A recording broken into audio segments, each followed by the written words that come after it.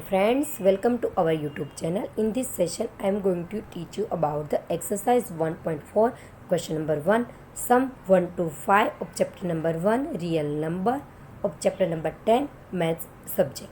Let's start. Question number 1. Without actually performing the long division, state whether the following rational numbers will have a terminating decimal expansion or a non-terminating decimal expansion. अब तक हम लोग standard 9 में क्या करते थे, एक number दिया है उसका डेसिमल एक्सपेंशन करते थे, फिर हम लोग डिसाइड करते थे it is a non terminating non repeating और non terminating repeating decimal expansion और टर्मिनेटिंग डेसिमल एक्सपेंशन। यहाँ पे एक्चुअली हम लोगों को बोला है without actually performing the long division करना नहीं है, तो अभी क्या करेंगे वही हम लोगों को सोचना है। और यहाँ पे क्वेश्चन में दिया है rational number means decimal expansion of rational number will be terminating और नॉन टर्मिनेटिंग रिपीटिंग ही होगा। ठीक है, तो यहाँ पे नॉन टर्मिनेटिंग नॉन रिपीटिंग है, उसके बारे में तो सोचना ही नहीं है क्योंकि रेशनल नंबर दिया है which has a terminating decimal expansion and non terminating repeating decimal expansion.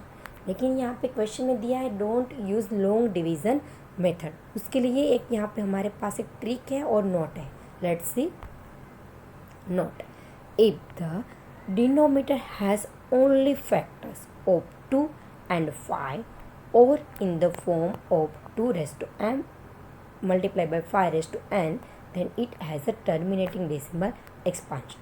Okay, यहाँ पे क्वेश्चन में है rational number means question is in the form of p by q form, q which is the denominator। okay, तो यहाँ पे denominator की ही बात करनी है पूरे आंसर में। Has only factors of 2 and 5 और in the form of 2 raised to m multiplied by 5 raised to n। जो डिनोमिनेटर है ना उसका हम लोगों को प्राइम फैक्टराइजेशन की हेल्प से प्राइम फैक्टर फाइंड करने हैं। फिर उसमें देखना है जो प्राइम फैक्टर है वो 2 होने चाहिए, 2 और 2 raised to n और 5 होने चाहिए और 5 raised to m और in the form of 2 raised to m multiplied by 5 raised to n। then decimal expansion of the given number it will be terminating decimal expansion। पूरे question में क्या करना है, जो डिनोमिनेटर है उसका प्राइम फैक्टराइजेशन की हेल्प से हम लोगों को प्राइम फैक्टर फाइंड करना है। फिर देखना है कि जो प्राइम फैक्टर मिल रहे हैं वो 2 होने चाहिए, सिर्फ 2 होने चाहिए या सिर्फ 5 होने चाहिए या 2 raised to m multiplied by 5 raised to n होने चाहिए। ठीक है, अगर यहाँ पे आंसर में 2 raised to m और 5 raised to n है, दूसरा भी फैक्टर है तो वो नहीं चलेगा। यहाँ पे जो दिया है वही होना चाहिए 2 और 2 raised to m 5 और 5 raised to n और 2 raised to m multiplied by 5 raised to n। then decimal expansion of the given question is terminating decimal expansion। चलो अभी वो तो हो गया। अभी डिनोमिनेटर में फैक्टर नहीं है तो if the denominator has a factor other than 2 and 5 that it has a non terminating decimal expansion। जो डिनोमिनेटर है उसका प्राइम फैक्टराइजेशन की हेल्प से हम लोगों ने प्राइम फैक्टर फाइंड किया, वो 2 और 5 भी है, फिर भी उसमें दूसरा भी प्राइम फैक्टर आ रहा है, then the decimal expansion of the given question it will be non terminating decimal expansion. Let's start. ये 2 नोट्स से आप लोगों को याद रखनी है, ये आपको लास्ट तक यूज़ होगा जब तक मैथ्स पढ़ोगे तब तक। ना question number first 13/3125 you can see here 3125 which is our denominator. तो वहाँ पे नोट्स में क्या था, factorise denominator.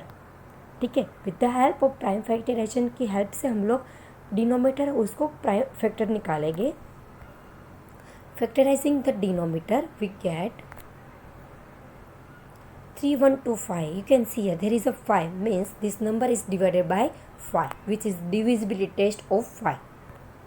Okay, now 5 it is on the unit place, so the 625 is divided by 5 125 again number is divided by 5 5 5s are 25 5 1s are 5। Okay, यहाँ पे मिल गए हम लोगों को 3125 है उसके प्राइम फैक्टर मिल गए। चलो उसका मल्टीप्लिकेशन करते हैं। Okay, is equal to 5/5। You can see here there is a 5/5। Means notes में क्या आता है, जो डिनोमीटर है उसका प्राइम फैक्टर है वो 2 और 2n होना चाहिए, 5 और 5n होना चाहिए, और 2m मल्टीप्लाई बाई 5n होना चाहिए। बस यहाँ पे वही है। Then the denominator has only 5 as its factor, so that 13/3125 has a terminating decimal expansion.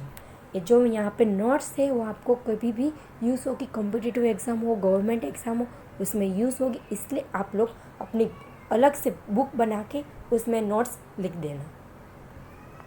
ना question number 2, 17/8 which has a denominator is equal to 8. Let's see. Factorizing the denominator we get 8, 2 4s are 8, 2 2s are 4, 2 1s are 2. Now 8 is equal to 2 multiplied by 2 multiplied by 2, it will be 2 raised to 3. So that the denominator has only 2 as its factor. 17/8 has terminating decimal expansion. अगर denominator में 2 और 5 और 2 और 5 दोनों है, दूसरा कोई भी फैक्टर नहीं चाहिए, तो हमारा डेसिमल एक्सपांशन होगा टर्मिनेटिंग डेसिमल एक्सपांशन।